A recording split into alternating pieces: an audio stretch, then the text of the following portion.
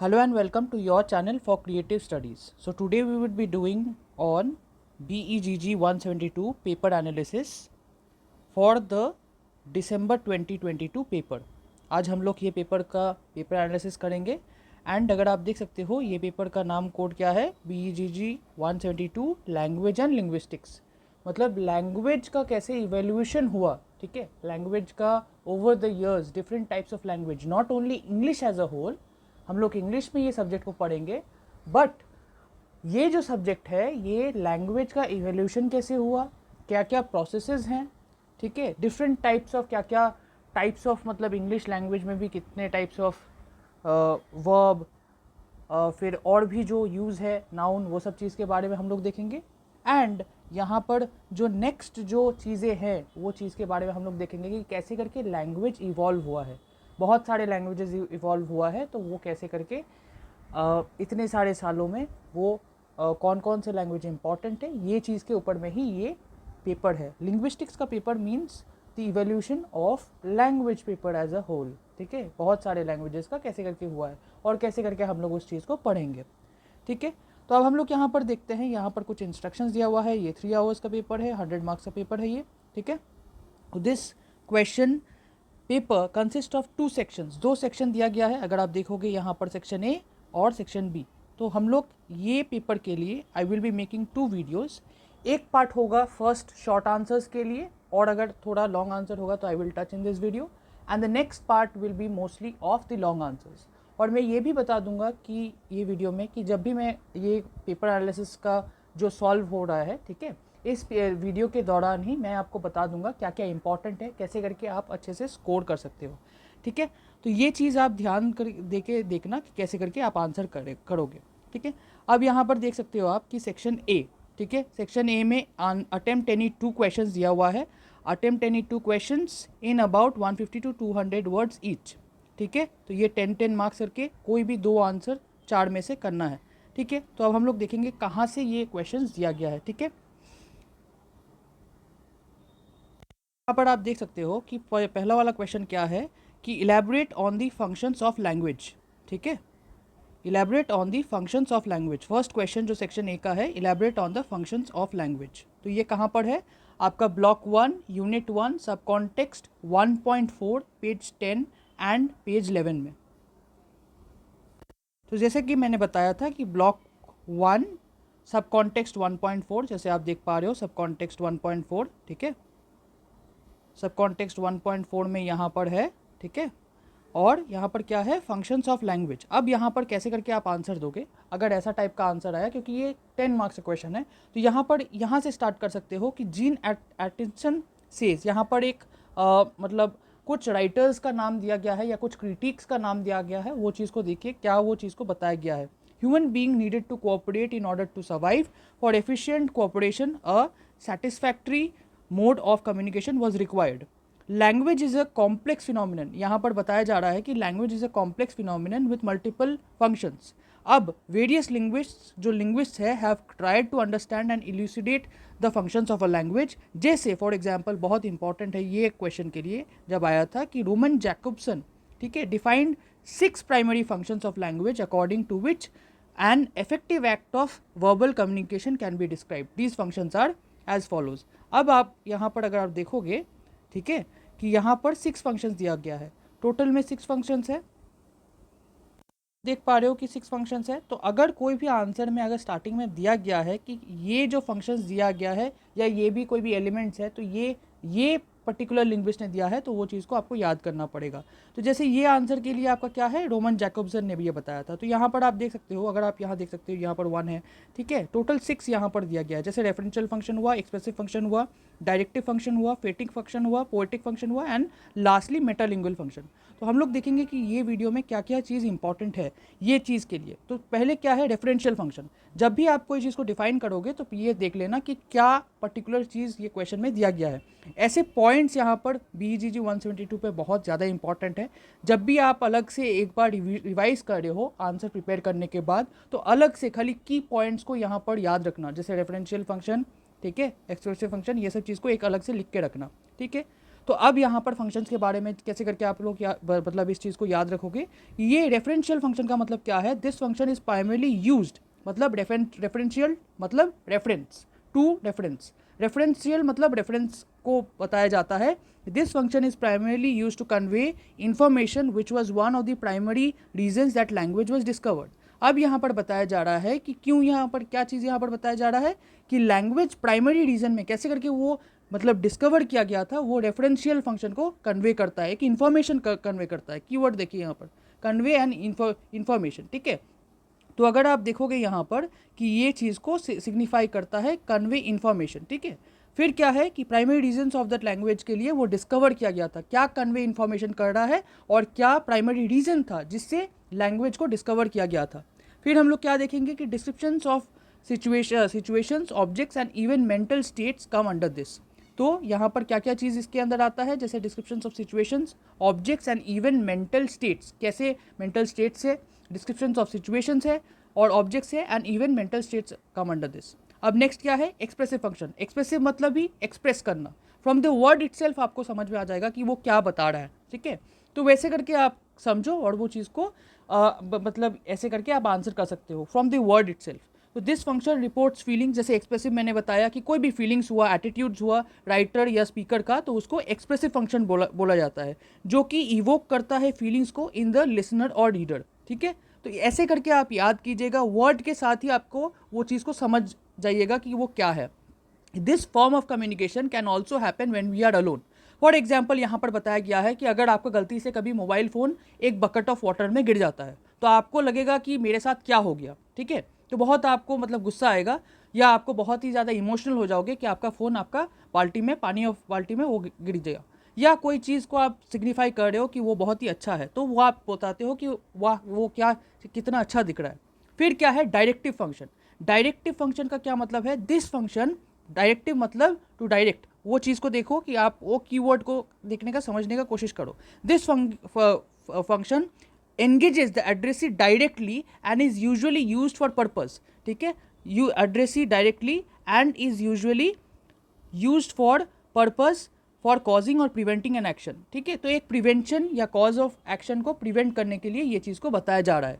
It is therefore found in commands and request and requires the use of vocatives and imperatives, like example Adit come here at once, या please shut the window. इसका मतलब directive function का मतलब क्या है कि suppose यहाँ पर कीवर्ड क्या है कि कमांड करना या कोई चीज़ को बताना कि आप ऐसे करके करो, तो इस चीज़ का मतलब है डायरेक्टिव फंक्शन, ठीक है। टू डायरेक्ट या कोई चीज़ को बताना कि आप ऐसे करके करो, या उस चीज़ को बताओ कि आपको ये करना है, आप किसी को बोल रहे हो, ठीक है।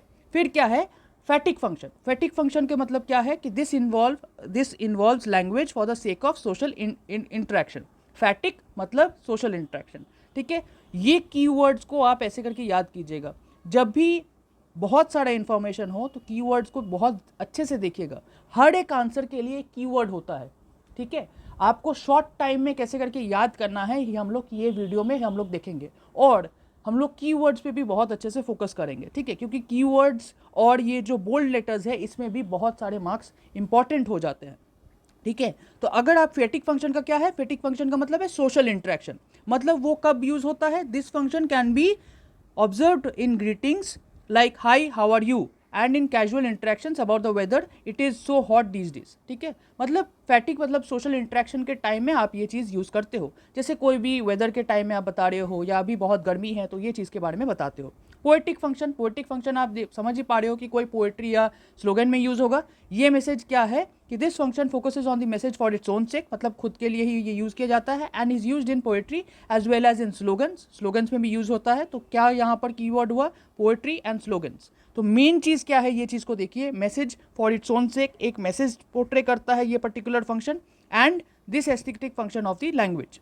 अब मेटालिंगुअल फंक्शन, मेटालिंगुअल मतलब क्या है, this function is use to talk about language itself as we are doing in this unit. मतलब मेटालिंगुअल फंक्शन, जब अगर आप आंसर लिख रहे हो तो यूनिट नहीं लिखिएगा, इसको रिफ्रेम कर दीजिएगा, as you are writing in this answer, ठीक है। You are talking about language, so talking about language और writing about a particular language it's itself a metalingual function. मतलब एक फंक्शन के बारे में आप जब बात करते हो तो वो एक मेटालिंगुअल फंक्शन होता है। ठीक है, एक पर्टिकुलर लैंग्वेज के ऊपर में। However it is very rare for any piece of discourse to serve only one function. एक पर्टिकुलर फंक्शन ही नहीं होता है, उसके साथ साथ बहुत सारे और भी चीज़ इंटर रिलेटेड होता है। Unless it is a very specialised and restrictive piece of discourse, most ordinary kinds of discourse are mixed.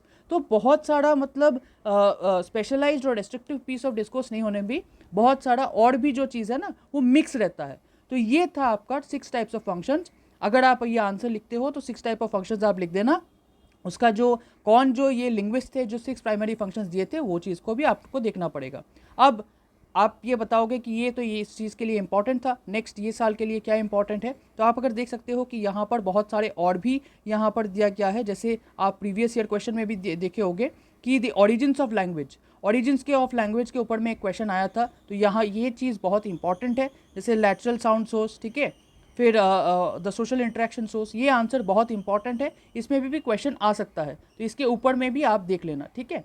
तो ऐसे करके ही आपको देखना है कि ये साल में ये आया है तो नेक्स्ट ईयर में इसके जो मेन जो पार्ट्स है, जो काउंटर पार्ट्स है, उसको अच्छे से ज़रूर से रीड कर लेना, ठीक है। अब हम लोग नेक्स्ट क्वेश्चन पे देखेंगे। तो नेक्स्ट क्वेश्चन क्या है कि analyse the structure of syllable in English and its importance on word stress. यहाँ पर दो चीज़ दिया गया है, एक पूछा गया है स्ट्रक्चर ऑफ सिलेबल क्या है and its importance on word stress. दो क्वेश्चन एक चीज़ में मर्ज किया गया है, ठीक है।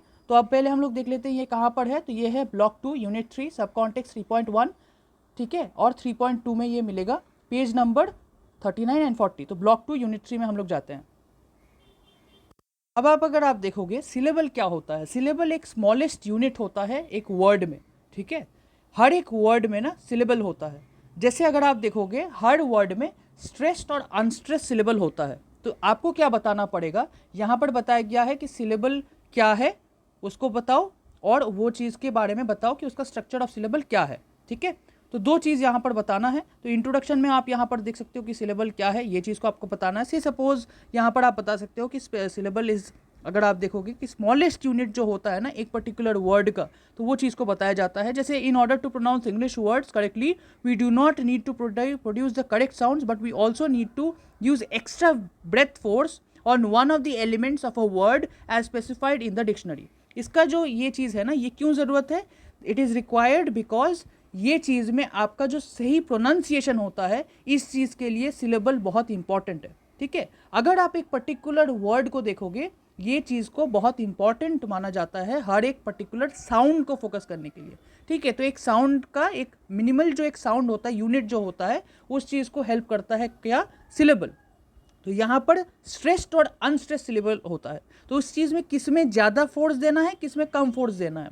से सपोज यहाँ पर बी लीव, तो बिलीव, ठीक है। अगर आप गूगल टेक्स्ट टू स्पीच में भी अगर आप देखोगे तो उसका एक प्रोनाउंसिएशन होता है, ठीक है। तो उसको कैसे करके बोलते हैं, एक स्ट्रेस्ड और अनस्ट्रेस्ड सिलेबल होता है। तो ये आप पहले बता दिए कि सिलेबल क्या है, उसका क्या टाइप्स है, ठीक है, स्ट्रेस्ड और अनस्ट्रेस्ड सिलेबल। उसके बाद अगर आप हो सके तो सिलेबल का जो स्ट्रक्चर है उसके बारे में आप थोड़ा सा बता सकते हो कि you must have notice that the vowel have the shortest words just as that. तो जैसे क्रेडिट हुआ, सेलिब्रेट हुआ, एडुकेशन हुआ, यहाँ पर कुछ यहाँ सिलेबल्स का एग्जाम्पल भी दिया गया है, या आप इसका सेट भी कर सकते हो, ठीक है।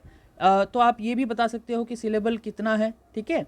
यहाँ पर कुछ उसको ब्रेक करके भी आप उस पर एग्जाम्पल्स दे सकते हो अकॉर्डिंग टू दीज वर्ड्स, ठीक है। जैसे 2 सिलेबल वर्ड्स हो गया तो आप कुछ यहाँ पर एग्जाम्पल दे देना कि ये सिलेबल वर्ड्स कैसे करके होते हैं, ठीक है। जैसे अकाउंट हो गया, बिफोर हो गया, एक चीज़ को ना कैसे करके प्रोनाउंस करते हैं और उस चीज़ को तोड़ करके किस में ज़्यादा फोर्स देना है, किस में कम देना है, यही चीज़ को सिलेबल एक यूनिट के हिसाब से वर्ड का सिग्निफाई करता है, ठीक है।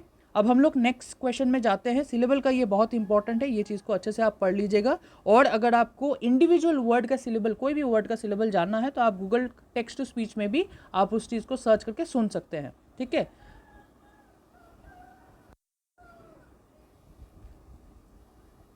तो यहाँ पर आप देख सकते हो कि मैंने जैसे बताया कि how is it importance in word on word stress. तो आप इस चीज़ को फ्रेम भी कर सकते हो कि वर्ड स्ट्रेस पे क्यों इंपॉर्टेंट था। वो इंपॉर्टेंट इसीलिए था क्योंकि आपका कोई भी वर्ड स्ट्रेस में वो प्रोनाउंसिएशन में वो हेल्प करता है, चाहे वो स्ट्रेस्ड और अनस्ट्रेस्ड सिलेबल क्यों ना हो। क्योंकि अगर आप कोई भी से सपोज अगर आप चाहे एक इंटरव्यू में जा रहे हो या कैसे करके आप बात कर रहे हो, वो चीज़ में ना आप कैसे करके उस चीज़ को प्रोनाउंस करते हो, या करेक्ट मतलब नॉट ओनली ग्रामेटिकल सेंस में आपका जो वो प्रोनाउंसिएशन भी जो है ना, वो भी एक बहुत इंपॉर्टेंट पार्ट होता है आपके स्पीकिंग स्किल्स में। तो ये एक स्पीकिंग स्किल है, एक सिलेबल को कैसे करके बोलना होता है, वो स्ट्रेस्ड और अनस्ट्रेस्ड सिलेबल में ये चीज़ को आपको जानना पड़ेगा, ठीक है। अब नेक्स्ट क्या है, state the general characteristics of derivational affixes, ठीक है, state the general characteristics of derivational affixes. अब यहाँ पर 2 क्वेश्चंस कोई भी करना था तो मैं थर्ड वाला भी मैं करके, थर्ड और फोर्थ भी दिखा दूंगा कि कैसे करके आप ये चीज़ को खोजते हैं बुक में, और कैसे करके इसको आंसर भी करना है, ये चीज़ को भी मैं बता दे रहा हूँ, ठीक है। तो यहाँ पर क्या है, ब्लॉक 3 यूनिट 4 सब कॉन्टेक्स्ट 4.2, ठीक है, पेज 58 में, पेज 58 में आपको मिलेगा, ब्लॉक 3 यूनिट 4 सब कॉन्टेक्स्ट 4.2 पेज 58। तो जैसे मैंने आपको बताया ब्लॉक 3 यूनिट 4 सब कॉन्टेक्स्ट 4.2 में यहाँ पर आप देख सकते हो डेरिवेशनल अफिक्सेस क्या है। तो डेरिवेशनल अफिक्सेस के पहले आप एक चीज़ मैं बता देता हूँ, डेरिवेशनल अफिक्सेस होता क्या है, ठीक है। तो पहले आपको ये दिखाने से पहले, ये चीज़ आने से पहले मैं और एक चीज़ आपको दिखा देता हूँ। तो आप देख सकते हो कि वो डेरिवेशनल अफिक्सेस से जाने से पहले मैं आपको एक चीज़ समझा देता हूँ कि क्या चीज़ यहाँ पर इम्पॉर्टेंट है, ठीक है। तो यहाँ पर अगर आप देखोगे ये आपका ब्लॉक 3 में ही है, बट थोड़ा से आगे है। ये चीज़ को पहले समझना बहुत ज़रूरी है कि अफिक्सेस होता क्या है, और इन्फ्लेक्शनल और डेरिवेशनल जो अफिक्सेस है ना, ये चीज़ का क्या मतलब है। तो अफिक्स का मतलब ये होता है कि adding affixes to the root, मतलब अफिक्स मतलब प्रीफिक्स या सफिक्स, ठीक है। प्रीफिक्स या सफिक्स को अफिक्सेस बोला जाता है। जैसे प्रीफिक्स हुआ, जैसे कोई भी उसके आगे वर्ड करना, जैसे अनहैप्पी तो उसको प्रीफिक्स कहा जाता है, ठीक है। डिसप्लेजर्ड ये एक प्रीफिक्स है, ठीक है। तो ये इसको अफिक्सेस बोला जाता है, ठीक है। फिर क्या है, यहाँ पर बाद में ऐड करना को सफिक्सेस बोला जाता है, ठीक है। तो जैसे सफिक्सेस क्या हुआ, जैसे स्कूल्स हो गया या ईएस लगा दिए, ठीक है। अब यहाँ पर जो इंपॉर्टेंट है वो है लेक्सिकल अफिक्सेस और इन्फ्लेक्शनल अफिक्सेस, ठीक है। ये बहुत ज़्यादा इंपॉर्टेंट है। जैसे आप अगर देख सकते हो कि लेक्सिकल अफिक्सेस क्या होता है, जैसे प्लीज़ हुआ, डिसप्लीज हुआ, डिसप्लेजर्ड हुआ, एक्ट हुआ, एक्टिव हुआ, इनएक्टिव हुआ, ये सब चीज़ आपका लेक्सिकल अफिक्सेस को समझाया जाता है, ठीक है। तो यहाँ पर क्या है, ये जो चीज़ मैं आप लोगों को दिखाना चाहता था कि लेक्सिकल अफिक्सेस को भी डेरिवेशनल अफिक्सेस कहा जाता है, ठीक है। ये चीज़ आपका बहुत मस्ट है ये पर्टिकुलर आंसर के लिए। अगर आपका इन्फ्लेक्शनल अफिक्सेस के बारे में पूछा तो आपको बताया जाएगा कि इन्फ्लेक्शनल अफिक्सेस जो है वो इन्फ्लेक्शनल मॉर्फोलॉजी को समझाया जाता है, और आपका अगर लेक्सिकल अफिक्सेस हुआ तो वो डेरिवेशनल मॉर्फोलॉजी के लिए किया जाता है। तो आप लोग ज़रूर से इन्फ्लेक्शनल अफिक्सेस ये चीज़ के लिए देख लीजिएगा, ठीक है। इसीलिए बोला जाता है कि अगर एक पार्ट आया है ये क्वेश्चन पेपर में, तो नेक्स्ट पार्ट में उसका ऑपोजिट भी आ सकता है, मतलब इन्फ्लेक्शनल मॉर्फोलॉजी आ सकता है, ठीक है। तो यहाँ पर अगर आप देख सकते हो कि लेक्सिकल अफिक्सेस जो होते हैं उसको डेरिवेशनल मॉर्फोलॉजी कहा जाता है, या लेक्सिकल अफिक्सेस को भी डेरिवेशनल अफिक्सेस कहा जाता है, ठीक है। तो ये चीज़ यहाँ पर इंपॉर्टेंट है। देख सकते हो फिर से हम लोग सब कॉन्टेक्स्ट 4.2 में आ गए, ब्लॉक 3 यूनिट 4 में, जो कि पेज नंबर 58 में है। अगर आप देख सकते हो ये वाला क्वेश्चन पूछा क्या है, तो आपको डेरिवेशनल मॉर्फोलॉजी मतलब क्या चीज़ है वो चीज़ को आपको बताना है। तो वहाँ से आप स्टार्टिंग करोगे कि क्या वो चीज़ है, उसके बाद आप यहाँ पर ऐड करोगे, ठीक है, वो पार्ट से। तो derivational morphology as we said earlier is the study of derivational affixes, मतलब डेरिवेशनल अफिक्सेस, डेरिवेशनल मॉर्फोलॉजी का क्या स्टडी है, ये है आपका डेरिवेशनल अफिक्सेस को सिग्निफाई करता है, ठीक है। डेरिवेशनल अफिक्सेस को ये सिग्निफाई करता है और ये बहुत इंपॉर्टेंट है, ठीक है। Which are attach to base words in order to create new words, तो कुछ आपका बेस वर्ड्स जो है उसके साथ न्यू वर्ड्स को सिग्निफाई करता है। This enables the speakers of a language to have larger store of words from which they can choose to express their ideas and thus communicate effectively. तो ये चीज़ का जो वर्ड्स का जो है वो चीज़ को बहुत अच्छे से मतलब कन्वे करने में, एक्सप्रेस करने में हेल्प करता है और कम्युनिकेट करने की भी हेल्प करता है। These affixes occur both as prefixes and suffixes, जैसे मैंने पहले भी बताया। अफिक्सेस का मतलब ये होता है कि प्रीफिक्स और सफिक्स। प्रीफिक्स मतलब वर्ड के पहले ऐड करना और सफिक्स मतलब बाद ऐड करना, ठीक है। इन द प्रीवियस 2 यूनिट्स हम लोग देखे कि कैसे करके, मतलब पहले यूनिट्स में जैसे मैंने आपको दिखाया कि ब्लॉक 3 के यूनिट 1-2 में ये दिया गया है कि ये चीज़ को आप देख सकते हो कि वहाँ पर कुछ एग्जाम्पल्स दिए गए हैं, ठीक है। तो वो चीज़ को आप देखने के बाद प्रीफिक्स और सफिक्स में कैसे करके ऐड किया जाता है। जैसे यहाँ पर फॉर एग्जाम्पल आप जब बता दिए ये चीज़ को ये जगह से, तो ये चीज़ का आप एग्जाम्पल दे सकते हो कि dis, for example prefix dis, इसका अटैच क्या है, डिस प्लस ऑर्डर। फिर क्या है, एडजेक्टिव्स क्या है, डिस प्लस ऑनेस्ट, प्लस और वर्ब्स क्या है, डिस प्लस ओबे। तो ये हुआ derivative affixes. Unlike inflectional affixes का क्या होता है कि can not be attach freely to all the words belonging to part of speech, ठीक है। तो for example the suffix er which is generally attach to verbs like example dancer, writer, player, runner can not be attach to some other verbs like cheater, arranger, hopper, expresser. यहाँ पर कुछ rules है, ये चीज़ को आपको देखना पड़ेगा कि कहाँ पर आप यूज़ कर सकते हो, कहाँ पर आप यूज़ नहीं कर सकते। तो ये चीज़ के बारे में यहाँ पर बताया गया है। तो ऐसे करके जैसे डेरिवेशनल अफिक्सेस इंपॉर्टेंट था डेरिवेशनल मॉर्फोलॉजी के लिए, इस साल के लिए इन्फ्लेक्शनल अफिक्सेस इंपॉर्टेंट है, क्योंकि आप अगर ये चीज़ को जब आप जान लेते हो, उसका जो नेक्स्ट पार्ट है जो टच नहीं हुआ है, वो चीज़ आपके नेक्स्ट एग्जाम के लिए बहुत इंपॉर्टेंट हो जाता है, ठीक है। क्या है यहाँ पर कि define an English verb and state it's की फीचर्स। अब यहाँ पर क्या बताया गया है कि इंग्लिश वर्ब क्या है एंड स्टेट इट्स की फीचर्स। तो पहले वर्ब में जाने से पहले, मतलब बुक में आंसर खोजने से पहले मैं बता दूं कि वर्ब क्या होता है। बहुत ही इंपॉर्टेंट है ये। जैसे नाउन क्या है, वर्ब क्या है, ये चीज़ का आपका नाउन फ्रेज, वर्ब फ्रेज, ये चीज़ के लिए बहुत इंपॉर्टेंट है हमारे लैंग्वेज के पार्ट में, वर्ब फ्रेज और नाउन फ्रेज। तो अगर आप देखोगे वर्ब क्या होता है, a verb is defined as a word or phrase that describes an action. कोई भी एक्शन जो एक पर्टिकुलर वर्ड जो एक्शन सिग्निफाई करता है या कंडीशन सिग्निफाई करता है या एक्सपीरियंस सिग्निफाई करता है, उसको वर्ब कहलाते हैं। जैसे verbs are words that show an action, say suppose singing या डांसिंग, जिसमें आप समझ पा रहे हो कि वो खा रहा है, ईटिंग, ठीक है, ईट, या कोई भी चीज़ वो कर रहा है, कोई एक्शन को सिग्निफाई कर रहा है, जैसे रन, ठीक है। ऑकरेंस या डेवलप, ये चीज़ को अगर कर रहा है कि कोई चीज़ घट रहा है या कोई चीज़ एक्शन को बताया जा रहा है या स्टेट ऑफ बीइंग के बताया जा रहा है जो कि एग्जिस्टेंस को सिग्निफाई करता है, उसको इंग्लिश वर्ब कहा जाता है, ठीक है। Verbs are words that show an action, say suppose like singing, dancing, example ये है। फिर ऑकरेंस, ये जो कि डेवलप होता है, और स्टेट ऑफ बीइंग जो कि एक पर्टिकुलर बीइंग का एग्जिस्ट के बारे में बताता है, ठीक है। तो पहला एक डेफिनेशन मैंने आपको बता दिया। अब यहाँ पर स्टेट इट्स की फीचर्स, ये चीज़ के बारे में आपको देखना पड़ेगा। ये ब्लॉक 4 से ये क्वेश्चन पूछा गया था। जैसे आप देख सकते हो कि ये ब्लॉक 4 में ये क्वेश्चन पूछा गया था। ये आपका क्वेश्चन जो है ये आपका यूनिट 3, ब्लॉक 4 यूनिट 3 से लिया गया है। सब कॉन्टेक्स्ट 3.1 में आपको एक बेसिक इंट्रोडक्शन दिया गया है जो कि पेज 27 से आपका स्टार्ट है, ठीक है। तो पहले आपको मैंने डेफिनेशन बता दिया कि क्या है नहीं है, क्योंकि यहाँ पर चीज़ों को विथ एग्जांपल्स दिया गया है कि क्या है, कैसा फॉर्म्स है, कैसा फीचर्स है, ठीक है। डेफिनेशन ऑफ वर्ब तो मैंने पहले आपको बता दिया कि क्या वर्ब है। उसके बाद अगर आप देखोगे ये साल के लिए टाइप्स ऑफ वर्ब्स बहुत इंपॉर्टेंट है। नाउन और नाउन फ्रेज और नाउन, ये सब चीज़ का देख लेना अच्छे से आप, ठीक है।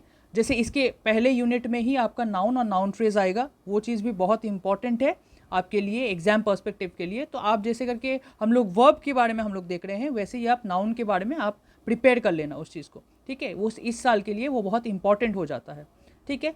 तो हर साल में ऐसे करके आप देखोगे कि इंपॉर्टेंट पार्ट होता है ड्यू टू, मतलब जो एग्ज़ाम के पर्सपेक्टिव से होता है।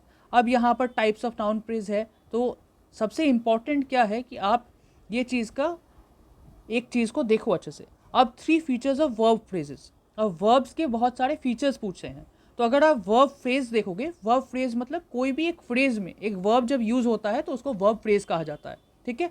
अब यहाँ पर फीचर्स पूछा गया है, तो फीचर्स क्या है यहाँ पर, जैसे टेंस हुआ, एस्पेक्ट हुआ, मूड हुआ। ये फीचर्स का जो आंसर जो पूछा गया था वो था टेंस, एस्पेक्ट, मूड। अब ये क्या है टेंस, एस्पेक्ट, मूड?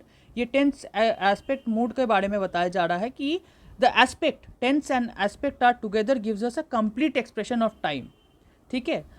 अगर आप देखोगे यहाँ पर कि टेंस का मतलब जैसे हुआ कि टेंस जैसे पास्ट टेंस, प्रेजेंट टेंस, ठीक है। वो जो पास्ट और प्रेजेंट का जो वर्ब फॉर्म होता है उस चीज़ को यहाँ पर बताया जा रहा है, कोई भी वर्ब का फॉर्म अगर आप देख सकते हो।